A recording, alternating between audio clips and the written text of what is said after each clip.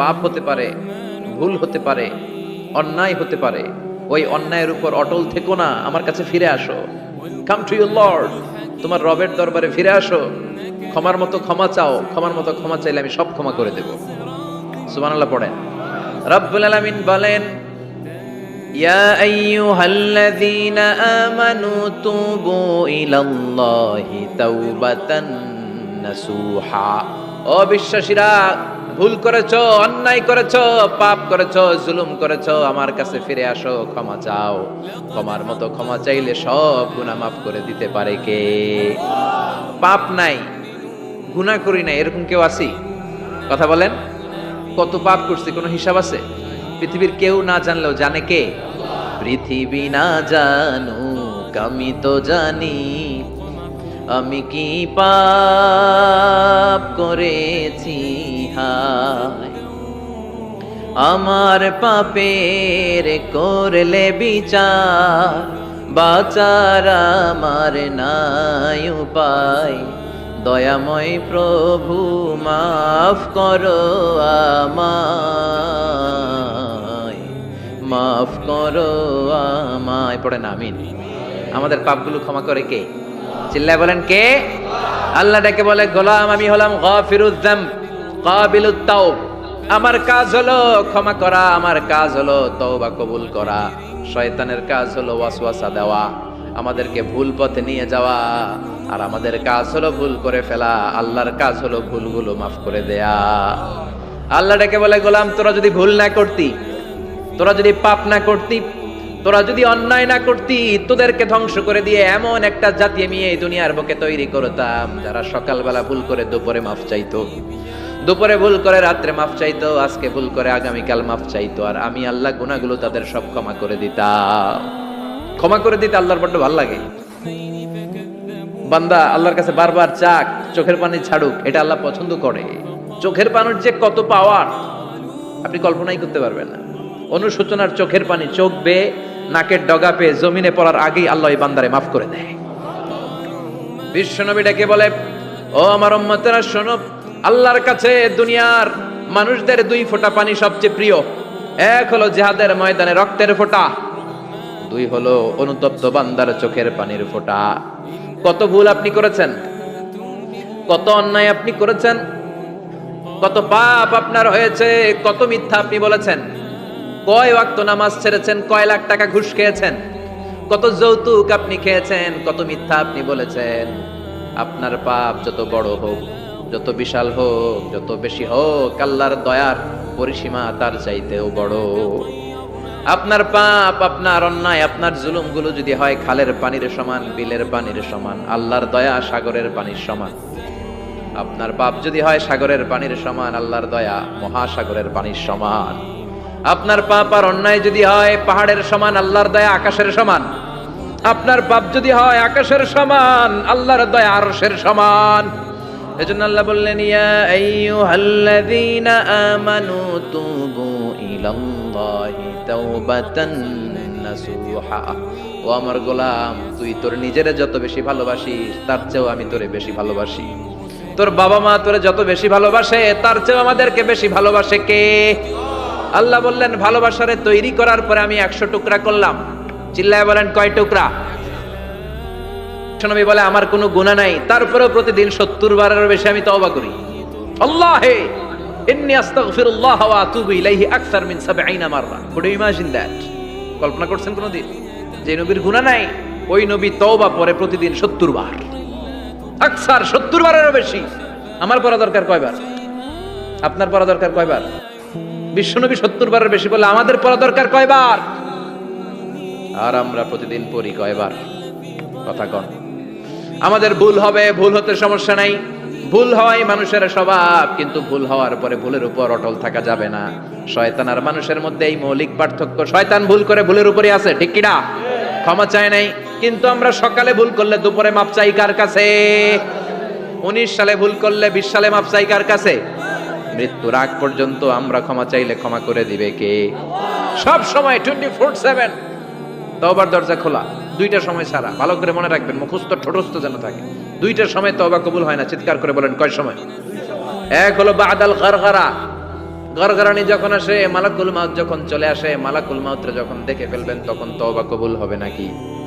কথা কন। ফেরাউনের নাম শুনছেন?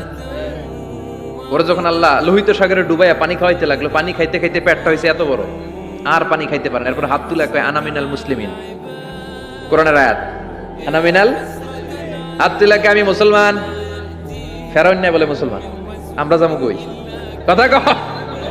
ফেরাউন হাত তুলে কয় আনা মিনাল মুসলিমিন। আল্লাহ কয় টাইম ইজ আপ, দেরি করছস, অনেক সময় দিলাম, অনেক সুস্থ রেখেছি, ক্ষমতা দিয়েছি, দাপট দিয়েছি, তখন যদি ঘাটটা নত করে, মাথাটা নত করে একবার ক্ষমা চাইতি, ফেরাউন তোরেও ক্ষমা করে দিতাম।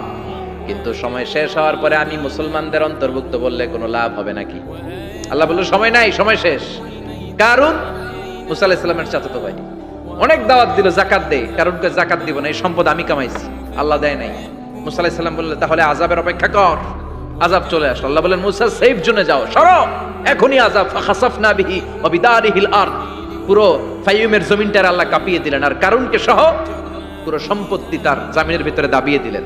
হাঁটু পর্যন্ত কারুন দেবে যায়, ভাবছে উঠে যাবে, কোমর পর্যন্ত দেবে যায়, ভাবছে উঠে যাবে, গলা পর্যন্ত যখন দেবে যায় আর সুযোগ নাই। কয় মুসা আমার সব সম্পত্তি তোরে আর তোর আল্লাহরে দিয়ে দিলাম, আমারে বাঁচা, আমারে সব সম্পত্তি তোর আর তোর আল্লাহর, আমারে খালি বাঁচা, চাচা আপন প্রাণ। আল্লাহ বলে সময় শেষ। তার মানে বাদাল গারগারা তওবা কিন্তু আর কবুল হয়। এই হলো একটা। নাম্বার 2, বাদা তুলুই শামস মিন মাগরিবিহা, প্রতিদিন চাঁদোলাতে সূর্য কোন দিক দিয়ে ওঠে? কথা কয় না, পূর্ব দিকে। কিয়ামতের আগ দিয়ে সূর্য আর পূর্ব দিকে উঠবে না, পশ্চিম দিক থেকে উঠবে। যেদিন প্রভাতে পশ্চিম দিক থেকে সূর্য উঠবে, ওই দিন থেকে তওবার দরজাটারে বন্ধ করে দিবে কে? তার আগ মুহূর্ত পর্যন্ত জীবনে যত গুনাহ করেছি, অন্যায় করেছি, চোখের পানি ছেড়ে ক্ষমা চাইলে ক্ষমা করবে কে? শয়তান আল্লাহরে চ্যালেঞ্জ দিছে, আল্লাহ তুমি আমারে জাহান্নামে পাঠাবা, আমিও তোমার বান্দা করে লয়ে একসাথে জামাতে ঢুকমু, একা ঝুঁকবো না, একা যাব না, তোমার বান্দাদেরকে সবগুলারে জাহান্নামী বানায়া তারপরে ঢুকমু। তোমারে চ্যালেঞ্জ দিলাম, একটারও জান্নাতে ঢুকাইতে পারবা? আল্লাহকে তুই আমার চ্যালেঞ্জ দিলি, আমি তো সব রাজার বড় রাজা, মহারাজা। এর ঘোষণা দেন 2 নম্বরে আন-নাদাম। নাদাম মানে repentance, you have to be repentant for what you have done. আপনাকে অনুতপ্ত হতে হবে, চোখের পানি ছাড়তে হবে। আল্লাহ আমি লজ্জিত, আল্লাহ আমি নাদান, আমি পিশাচ, আমারে মাফ করে দাও। তার মানে স্বীকার গেলেন কি অন্যায় করেছেন। 2 নম্বরে আপনি অনুতপ্ত হলেন। 3 নম্বরে স্টপ, যেই পাপ করতেছিলেন ওইটা থামান। Stop what you have done, যেটা করতেছিলেন আগে থামান। আপনি সুদ খাইছেন, অনুশোচনা আসলো, মাফও চাইতেছেন, আবার সুদও খাইতেছেন, হবে? আপনি ঘুষ খেয়েছেন, তওবা শুরু করলেন, আবার ঘুষও খেয়ে যাচ্ছেন, হবে? থামেন, স্টপ। 3টা গেল। 4 number, to hate what you have done, ঘৃণা করতে হবে। যেই পাপটা করেছেন মন থেকে, ওই পাপটাকে ঘৃণা করতে হবে। 5 নাম্বার শর্ত হচ্ছে to determine that you never repeat this sin again in your life. আল্লাহর ওয়াদা দেন, কমিটমেন্ট দেন যে আল্লাহ আমার জীবনে পারতপক্ষে এই পাপ জীবনেও করব না। চিৎকার করে বলেন ঠিক কিনা? তার মানে আপনি শিকার যান, তারপরে আপনি অনুতপ্ত হবেন, যে পাপ করেছেন থামিয়ে দিবেন, পাপটারে মন থেকে ঘৃণা করবেন, আর আল্লাহরে ওয়াদা দিবেন আল্লাহ আর করব না। এই 5টা শর্তের আলোকে তওবা করলে জীবনের সব গুনাহ মাফ করে দিবে কে? এজন্য আল্লাহ বললেন ইয়া আইয়ুহাল্লাযীনা আমানু তুবু ইলাল্লাহি তাওবাতান নাসুহা, তওবার মতো তওবা করো, সব গুনাহ মাফ করতে পারে কে? তওবা করবেন তো? রাজি আছেন? কবে করবেন? এই মুহূর্তে তওবা করলাম, এই মুহূর্তে আল্লাহর কাছে ক্ষমা চাই, আল্লাহ জীবনের সব গুনাহ মাফ করে দাও। আমাদের দেশে তওবা করার জন্য হুজুর লাগে, কথা কন, বিশা হুজুর, বড় হুজুর, ছোট হুজুর, হাফেজ সাহেব লাগে না? হাফেজ সাহেব, ইমাম সাহেব, এদের ছাড়া নাকি তওবা হয় না। না, এটা ভুয়া কথা। আপনি অনুতপ্ত হন, আপনি চোখের পানি ছাড়েন, আপনি আপনার রবরে বলেন, ক্ষমা করে দিবে কে? ইমাম সাহেব আসতে হবে শর্ত না, পীর সাহেব হুজুর এসে হুজুরের হাতে হাত রেখে তওবা পড়তে হবে শর্ত না। আপনার রবরে ডেকে চোখের পানি ছেড়ে ক্ষমা চান, ক্ষমা করবে কে? আর প্রতিদিন শতবার পড়তে থাকবেন আস্তাগফিরুল্লাহ।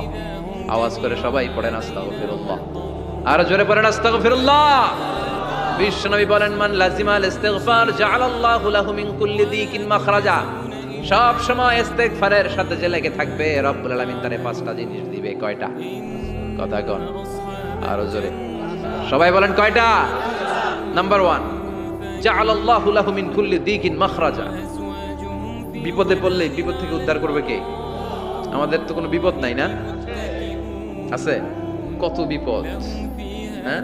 রাস্তাঘাটে দুর্ঘটনা হতে পারে, যে কোনো সময় ভূমিকম্পে পড়তে পারি, বজ্রপাত পড়তে পারে না, ঠেড়া পয়রা মানুষ নাই, আছে না নাই?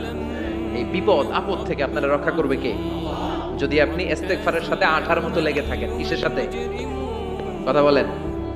ইস্তেগফারের সাথে লেগে থাকতে পারলে 1 নাম্বার হচ্ছে বিপদে পড়লে আপনারে মুক্ত করে দিবে কে? 2 নাম্বার ওয়ামিন কুল্লি হাম্মিন ফারাজা, যে কোনো ধরনের টেনশন, হাইপার টেনশন থেকে বাঁচায় দিবে কে? আমাদের তো টেনশন মেনশন নাই না? আছে?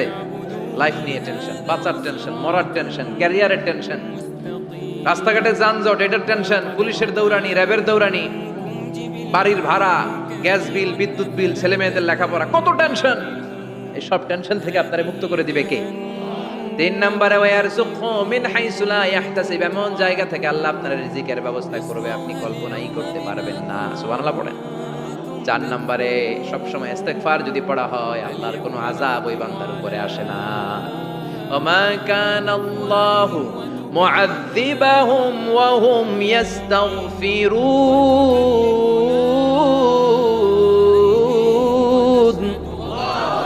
যতক্ষণ আমার বান্দা আমার কাছে ইস্তেগফার পড়তে থাকে আমার কোনো আযাব বান্দারে পাবে না। যতক্ষণ ইস্তেগফার পড়বেন আল্লাহর কোনো আযাব আপনার উপর আসবে না। 4টা গেল। 5 নাম্বার, বারবার ইস্তেগফার করলে রফিক ভাই আল্লাহ আপনারে মুস্তাজাবুদ দাওয়া বানিয়ে, দোয়া করা মাত্র কবুল করে নেবে কে? মুস্তাজাবুদ দাওয়া বুঝেন তো? মানে যিনি হাত তুলতে দেরি কবুল হতে দেরি হয় না। বারবার ইস্তেগফার পড়ে দেখেন যে আপনার দোয়া কেমনে কবুল হয়।